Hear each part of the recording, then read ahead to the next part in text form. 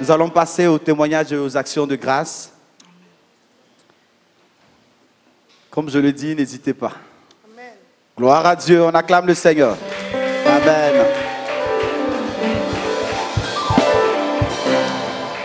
Alléluia. Amen. Je suis debout ici parce que le Seigneur a ajouté une année dans ma vie, une année de plus. Amen. Vous savez, le 12 mars, c'était mon anniversaire. Amen. Bon, comme ici, il n'y avait pas prière, j'ai prévu qu'on puisse les célébrer le dimanche. Amen. C'est pour ça que je suis là, pour glorifier l'Éternel, ensemble avec vous. Amen. Vous voyez que je suis un peu essoufflé parce que ça fait très longtemps que je danse. J'ai l'habitude de danser souvent. Auparavant, quand je vais à la fête, si je commence à danser à minuit, jusqu'à 5 heures. Si je commence à danser à 20 heures, c'est juste à 5 heures. C'est pour ça que quand je suis ici, et l'Éternel est là, je ne peux pas louper. Hein? Je ne peux pas louper même une minute pour ne pas danser parce que je suis habitué de danser, mais j'ai cessé de danser dans des bars, dans des boîtes de nuit. Mais maintenant, nous sommes au Seigneur. Amen. Je dois danser. Amen. Je ne peux pas avoir honte de personne. Amen. Parce qu'il est là. Ok, merci. Nous bénissons toujours le nom du Seigneur. Nous continuons toujours avec les actions de grâce et témoignages. Gloire à Dieu, on acclame le Seigneur. Bonjour, moi je m'appelle Jovan. Amen. Et dernièrement, j'avais mal à la cheville gauche et je devais courir dans tous les sens pour me préparer pour le cross l'année prochaine en 4e. Amen. Donc, je m'étais fait ça à une séance de rugby qui date de, je sais même plus, 1 mois, 2 mois. Et j'avais mal depuis. Et j'ai demandé au pasteur de prier pour moi. Et maintenant, je peux sauter, je peux courir, je peux faire ce que je veux. Amen. Et vendredi, j'avais mal dans la cage thoracique pour la première fois. J'arrivais plus à bien respirer. Et quand je suis venue à l'enseignement, j'avais encore un peu mal parce que je m'étais reposée. Et en arrivant, quand le pasteur a demandé qu'il veut prier, qu'il veut que je prie pour lui, je me suis levée, il a prié pour moi et pour un autre sujet. Et maintenant, j'ai plus mal. Je respire normalement et je peux battre comme d'habitude. Amen. Amen. Alléluia. Ce témoignage, vous l'avez entendu, mais vous ne l'avez pas bien compris. Il a quitté l'école parce qu'on a appelé sa maman, Flore, parce qu'il n'arrivait pas à respirer. Donc de l'école, on l'a appelé parce qu'il suffoquait. Donc elle est partie le chercher et il a trouvé quand même la force d'arriver à l'église le soir. Et quand on est arrivé le soir, après l'enseignement, il a fait une requête. Il a dit, c'est la première fois que je sens des douleurs dans la poitrine. Mais j'ai un problème. Je joue à la batterie, je m'améliore dans l'église, mais je désobéis encore alors que j'ai envie d'obéir. Est-ce que vous êtes là? Et donc j'ai prié pour lui sur cette requête-là. L'onction de l'Éternel est descendue sur lui. Il a obtenu sa guérison et il a obtenu sa délivrance. Je crois qu'il a obtenu sa délivrance parce que la prière, c'est le résultat d'un désir personnel. C'est lui qui est venu dire, malgré ce que je fais à l'église, à la maison, je désobéis encore, alors que j'ai envie d'obéir. Alléluia. Donc c'est une grande délivrance et c'est un grand témoignage. Si tu ne désires pas quelque chose, tu ne peux pas avoir. Si tu n'as pas soif, tu ne peux pas boire. Ésaïe 55. Il dit, venez, vous qui avez soif, prenez et buvez. Même celui qui n'a pas d'argent, venez, achetez et buvez. C'est la volonté qu'on appelle acheter. C'est-à-dire, ait la volonté de venir prendre, s'il n'exprimait pas ce désir d'être délivré d'une situation que moi je ne connais pas, comment pourrait-il obtenir la délivrance? Pour ça que tu dois toi-même désirer t'améliorer d'abord dans ton esprit. C'est ça qu'on appelle un culte personnel honorable. Romains au chapitre 12, verset 1er. Si tu ne fais pas une démarche personnelle près du Seigneur, tu ne peux pas obtenir. Et lui, il a fait une démarche personnelle, il est venu vers moi et j'ai prié pour lui. Alléluia. C'est pourquoi je rends grâce à Dieu pour sa vie. Alléluia. Toi aussi, cet enfant nous instruit et j'aimerais que tu tires la leçon de son exemple et que tu la toi aussi dans ta propre vie. Jésus dit, laissez venir à moi les petits enfants, car le royaume des cieux appartient à ceux qui leur ressemblent. Acclame l'Éternel des armées et demeure béni. Amen. Gloire à Dieu. Amen. Nous continuons toujours avec les actions de grâce et les témoignages. Amen. Gloire à Dieu. Pour la photographe. Alléluia. Amen. Bonjour à tous, je m'appelle Dorine, sœur Dorine. Je vais dire merci Seigneur parce qu'il a sauvé mon frère hier. Amen. Avant que je témoigne, je vais chanter. Je ne chante pas très bien, mais je vais chanter. Très bien. Jesus is the answer for the world today. Above there's no more other. Jesus is the way. Jesus is the answer for the world today. Above there's no more other. Jesus is the way. Jesus is the answer for the world today. Above there's no more other. Jesus is the way.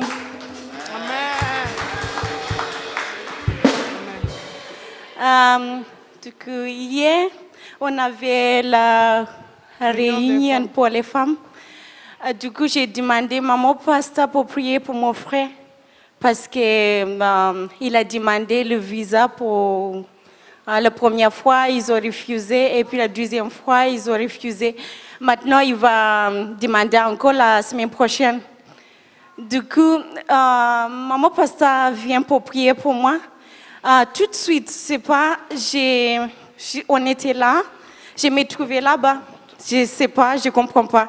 C'est comme, je sais pas, je n'ai pas compris. Du coup, maman pasteur, il commence à dire, viens là, tu es qui et tu. Et puis, je viens vers maman pasteur. Et puis, dès qu'elle m'a touchée, je sens comme il y a quelqu'un qui m'a vraiment, qui voulait m'échouer en fait. Du coup, je commence à crier, je commence à battre, mais je sais pas, je commence à bouger, j'étais sur la porte là-bas. Et puis, maman pasteur, elle a prié, et puis je suis soulagée. Vraiment, mon frère, il a demandé le visa, il va demander le visa la mois prochaine, et je suis sûre, il est soulagé parce qu'il avait beaucoup d'accidents, je sais pas, il travaille beaucoup, mais il ne voit pas, en fait, il y a toujours beaucoup d'argent, mais... Vas-y. Va à côté d'elle, tu commentes. La caméra. Je vais apporter une précision, alléluia. Amen. Donc, on était là hier à la réunion des femmes et j'exhorte toutes les femmes à venir à la réunion, alléluia. Amen. C'est très, très important, notre réunion. Donc, on a demandé des sujets de prière. Elle a donné ces sujets, mais il y avait une précision. Elle m'a dit qu'elle a rêvé pour son frère. Son frère était encerclé, enchaîné. Elle a voulu prier. Elle a demandé à son frère de quitter les chaînes et de venir. Bon micro là, ça saute ça. Alléluia. Amen. Elle a demandé à son frère de quitter les chaînes et de venir la rejoindre. Son frère ne pouvait pas bouger. Il était figé, fixé. Et j'ai dit, mais ça c'est un élément très important. Il fallait nous dire ça avant. Alléluia. Comme elle est en lien d'âme avec son frère, le Saint-Esprit dit, si tu pries sur elle, ça va délivrer son frère. Amen. Alléluia. J'ai commencé à prier et je voyais cette chaîne qui liait son frère. J'ai commencé à prier et cet ennemi et l'ennemi qui tenait son frère captif a commencé à fuir en utilisant son corps. Est-ce que vous comprenez un peu le mécanisme? Le lien d'âme fait que l'ennemi qui suit son frère, l'ennemi qui a posé les chaînes et qui suivait son frère, qui attachait son frère, lié à la terre de l'Afrique du Sud, était en communion aussi avec elle, à cause du lien d'âme. N'agissait pas directement sur elle, mais agissait sur son frère, mais aussi avait un peu la capacité d'essayer un peu de la contrôler par le lien d'âme. Je suppose qu'elle n'avait jamais brisé le lien d'âme. Et donc, quand j'ai cet esprit à travers elle, j'ai brisé le lien qui tenait son frère captif. Ceux qui étaient là, les femmes qui étaient là ont vu. Amen. Alléluia. Amen. Cet esprit a hurlé comme si on l'égorgeait et tenait son cou. J'ai détruit cette chaîne et il est parti. Amen. Alléluia. Amen. Son frère est ainsi délivré. Amen. Amen. Applaudissons l'Éternel des armées. Amen. Si l'homme de Dieu. Alléluia. Ce témoignage me permet de te rappeler encore quelque chose. La Bible dit, crois au Seigneur Jésus et tu seras sauvé, toi et ta famille. Qu'est-ce que ça veut dire? Ça veut dire que chacun est représentant de sa famille, chacun est ambassadeur de sa famille et chacun est le point de contact pour la famille. Il faut que tu saches que quand tu es ici, par exemple, tu ne dois pas oublier que tu représentes toute une famille. Quand je te touche ici, la main du Seigneur qui te touche, cette main touche toute ta famille. Amen. Tu peux délivrer une personne d'une situation et toute la famille en est délivrée. Amen. C'est pourquoi n'oubliez jamais les membres de vos familles. Et dans son cas, c'est son père qui va demander des visas 2 fois et qui n'obtient pas. Et pourquoi? Il travaille en Afrique du Sud, mais il ne voit jamais le fruit de son travail. Pire encore, il se retrouve prisonnier pour des choses qu'il n'a pas fait. Par exemple, il conduit un véhicule de taxi et il porte des clients. Les clients entrent dans sa voiture et entrent avec des armes. Il ne connaît pas. Il arrive quelque part, il y a la police, les clients en descendant laissent traîner les armes. Et après, on vient fouiller et on l'attrape. Et on l'amène en prison pour port d'armes irréguliers. Ça, c'est un lien. Vous voyez un peu? Alors, elle dit, maman, prie pour mon frère. Cette requête, c'est formidable. Comme je vous ai dit, le petit tout à l'heure, c'est son désir qui amène le Seigneur à agir. Son désir pour son frère a amené Jésus à agir. Et donc, lorsque maman veut imposer la main, l'Esprit ouvre ses yeux et elle voit les chaînes qui lient son frère conformément à la vision qu'elle a eue. Et dès qu'elle prend autorité sur les chaînes, comme il y a un lien familial qui les lie, ça s'appelle le lien d'âme, ça provoque la délivrance de son frère là-bas, se manifeste ici parce qu'elle pousse un cri, quelqu'un qui tient son visage, et puis, sans se rendre compte, elle fuit et se retrouve à la porte là-bas. Et là, on dit, viens au nom de Jésus-Christ. Elle ne comprend pas comment, mais elle se retrouve à venir. C'est comme ça que son frère obtient sa délivrance là-bas.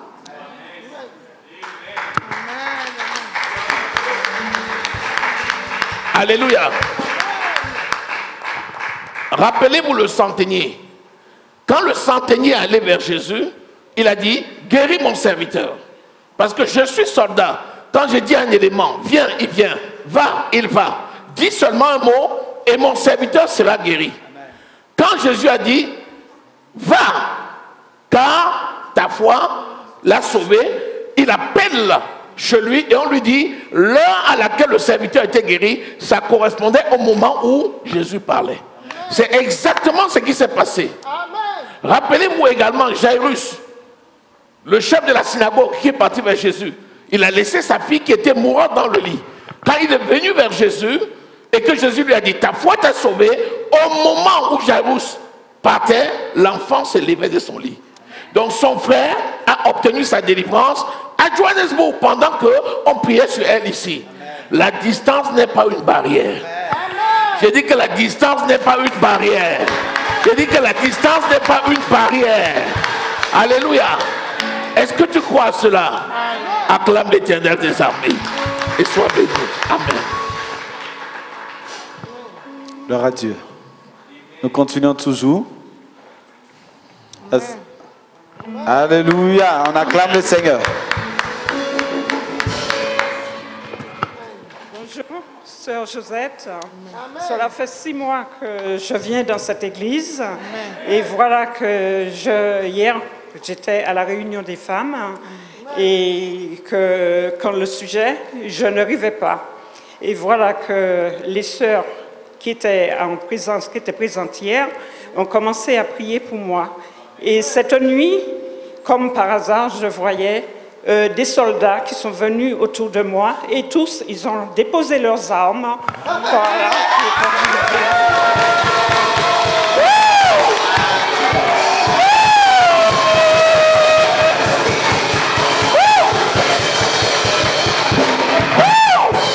Alors je remercie le pasteur Véronique et toutes les sœurs qui étaient présentes, qui ont prié pour moi. Amen. C'est merveilleux. Amen. Alléluia. Amen. La signification de son rêve. Homme de Dieu, juste une petite précision, c'est qu'elle a dit qu'elle ne se rappelait jamais de rêve. Elle ne rêvait jamais. C'est ce qu'elle avait dit. Alléluia. Amen. Est-ce que vous écoutez? Dans le Job, c'est Job chapitre 33 au verset 12, qui nous dit que Dieu nous parle par des songes, par des visions, quand nous sommes dans un sommeil profond. Donc si tu ne rêves pas, si tu n'as pas de songes, c'est pas bien. Quand tu as les cauchemars, c'est mauvais. Mais Dieu parle beaucoup à ses enfants par les songes et les visions.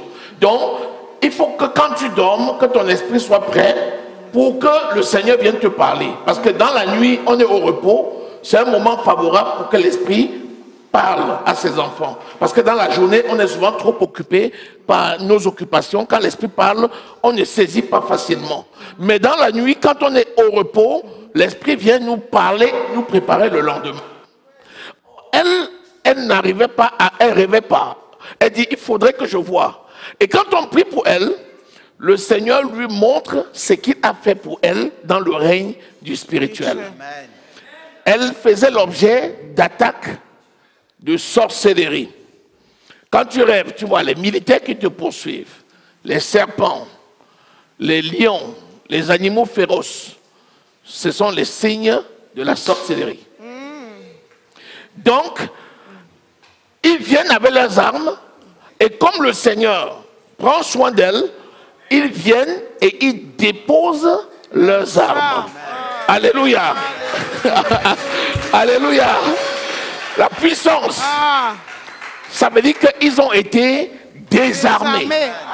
Désormais, ils n'ont aucun pouvoir sur toi. Donc c'est toi qui as pris l'avantage sur eux.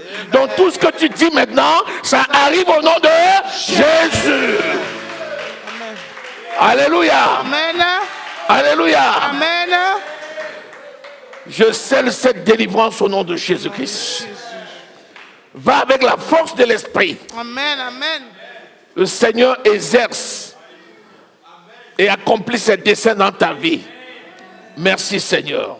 Amen. Amen. Bénissons l'Éternel pour cette délivrance. Amen.